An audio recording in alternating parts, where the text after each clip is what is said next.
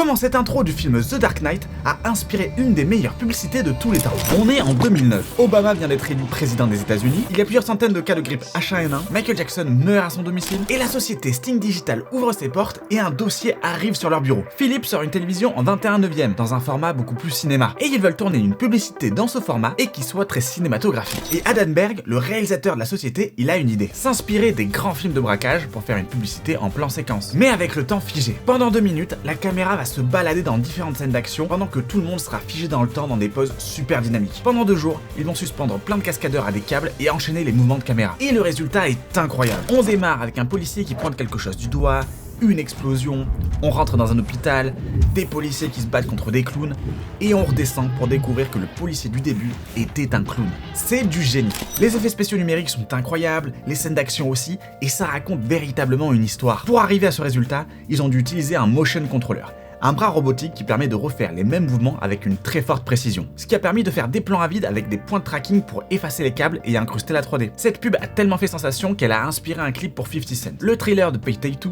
et l'intro du tout premier Deadpool. Et c'est clairement le genre de publicité qu'on aimerait voir plus souvent.